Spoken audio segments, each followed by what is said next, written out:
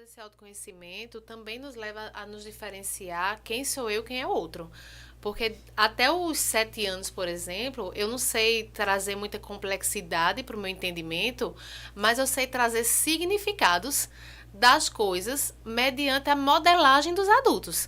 Né? Então, assim, eu estou passando por uma situação pesada, aí a minha mãe diz, ó, seja forte, seja forte, seja forte, tem que ser forte.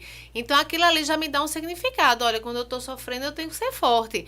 Né? Então, eu vou trazendo esses significados e muitas Sei. vezes eu vou me perdendo de mim dentro do outro. Tem hora que eu atendo no consultório, eu digo assim, isso não é sua filha, isso é você. Você está dizendo que é ela, mas não é ela, né?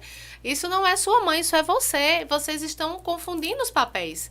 Porque a gente acaba criando esse emaranhamento, né? Quem estuda família fala muito sobre isso, emaranhamento.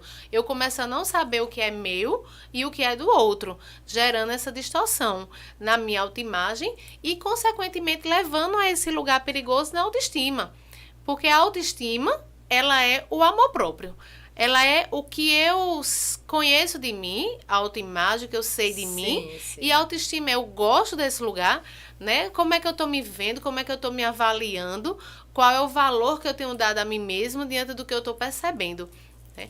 E se tiver uma distorção muito grande aí, a gente acaba encontrando um comprometimento. É. Na área de educação, né, a gente faz alguns movimentos, né, dentro do cunho de projeto de vida. E aí eu fui em 2019, fui professora que se chamava orientadora educacional. Então a ideia era fazer um projeto, eu usei muito a psicologia positiva para desenvolver autoconhecimento e outras questões. Então, logo no início a gente foi falar sobre características positivas e forças de caráter, né, que é um termo muito usado na psicologia positiva. E aí eu comecei assim, gente, quais são as suas características positivas? E foi unânime, assim, quase. Professora, a gente só tem coisa ruim. Olhe, minha mãe disse que eu sou isso, e eu disse, para tudo. Beleza, você tem coisas ruins, todo mundo tem defeitos. Mas vamos agora dar uma focada em conhecer o que tem de bom. Eu acho que a gente tem uma sociedade muito pessimista ainda, embora tenha aqui, ó, aprenda a ser otimista. Sim. Eu acho que o mundo, ele nos ensina a ser muito pessimista. Eu sempre digo que as coisas que muitas vezes os nossos pais fazem não é por maldade, é porque eles vieram também, né, dessa coisa dos pais deles, enfim. E há muito essa coisa da cobrança, né? Você tem que ser assim, você tem que ser o melhor aluno, você tem que construir isso. E às vezes há uma associação. Eu gosto de você quando você faz a coisa certa, quando você é assim. Então, isso na cabeça da criança, né? Na cabeça. Vai trazendo, né, a gente até adulto. Né? O quanto isso vai construindo a nossa autoimagem. Você falando, eu fico me lembrando, né? Quantas vezes a gente numa terapia, né, traz coisas que a gente escutou tanto que a gente acaba interiorizando e o quanto isso interfere. Então eu acho que dentro de nós e também, infelizmente, a sociedade que nos exige, que nos cobra determinadas imagens, né, determinadas relações que a gente tem que ter conosco. Então, na verdade, esse processo é também um processo de libertação do eu sou assim, eu quero melhorar nisso, eu me aceito. E tanto se fala hoje, né, desse amor próprio na internet, que não é tão simples assim, mas é tão importante. E eu vejo assim que a sociedade mudou muito. A gente no nosso primeiro e último podcast falou muito sobre essa questão da mudança da sociedade. E o mundo cresceu demais, a sociedade mudou demais. Antigamente existia um processo mais fácil de construção. A gente vê que hoje o dinheiro está um pouco mais desvalorizado, né? Tem galera que trabalha com dinheiro que diz assim: meu sonho era completar, era construir 1 milhão até os 30. Mas quando eu cheguei nos 30, 1 milhão já não valia mais 1 milhão, né? Então, assim, a gente vê essa mudança, e isso tem tornado os pais muito ansiosos. Isso tem tornado os pais desesperados para que aquele filho não passe os perrengues que ele passa, no sentido de construção, no sentido de finanças, no sentido de estresse de vida. Eu tenho escutado cada vez mais, eu não atendo muitas crianças, mas assim, atendo os pré-adolescentes, né, pré-adolescente, eles dizem assim, eu não quero ficar adulto. Eu não quero ficar adulto.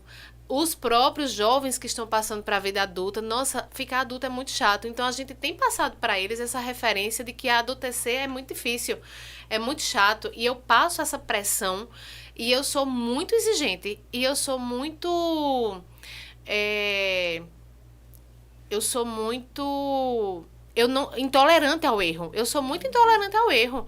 Então, assim, todo erro é muito punido, porque você não pode errar, não tem um tempo para isso, não existe isso. Então, a gente vai crescendo com essa ideia de que, eita, errei nisso, fui burro nisso, não consigo fazer isso. Transferindo essa ansiedade, que é uma ansiedade dessa geração que está olhando e diz, mudou muito e eu estou muito perdido. E eu estou muito perdido, essa galera não vai conseguir se posicionar e transfere toda essa ansiedade. E a gente vê essa juventude também se sentindo perdida porque estão sendo moldados por esses pais extremamente ansiosos, né?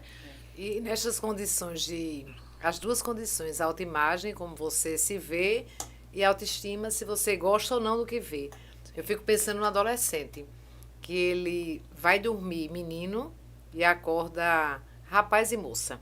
E quando olha no espelho, né, que vê o esticão, a voz grossa nos meninos, né, as formas que se modificam. Ele nem é criança no início, nem é adulto. Depende do momento. É. Se for interessante, eu digo você já é grande. E se não for interessante, eu digo você ainda é criança. Então ele fica no limbo entre a criança e o adulto.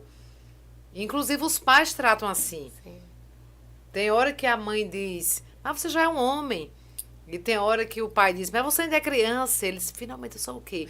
E daí, imagina, meninas, a Confusão. angústia emocional, a angústia mental de alguém que não sabe quem é.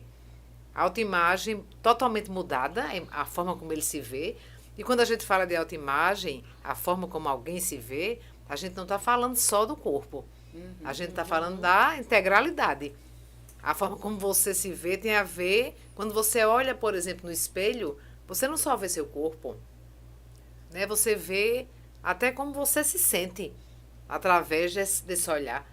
E o adolescente se vê de uma forma como ele nunca tinha conseguido se ver antes.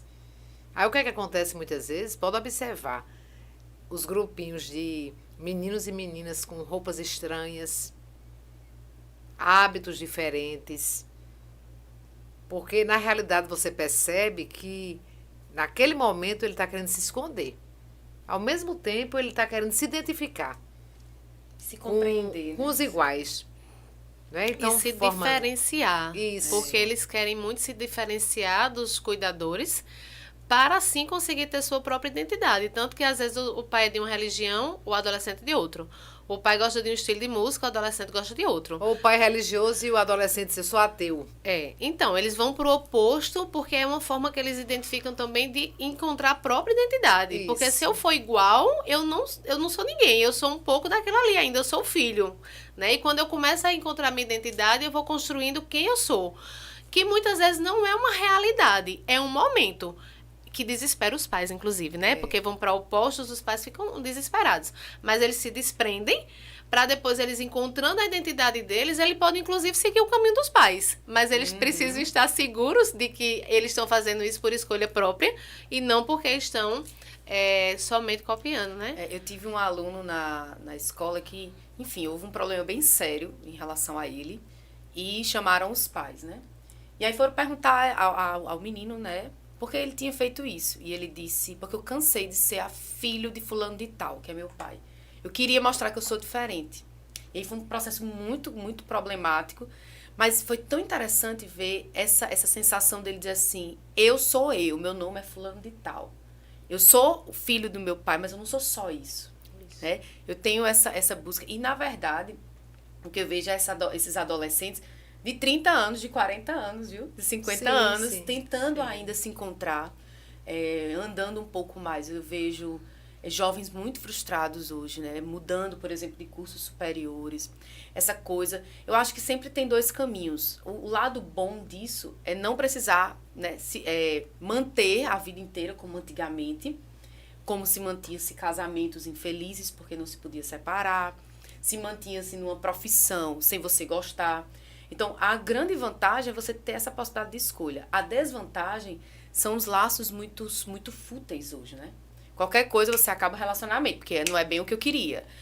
Qualquer coisa, qualquer frustração, vou mudar de curso. Eu digo, gente, é o seguinte, Todos os relacionamentos amorosos exigem esforço e dão trabalho, todos.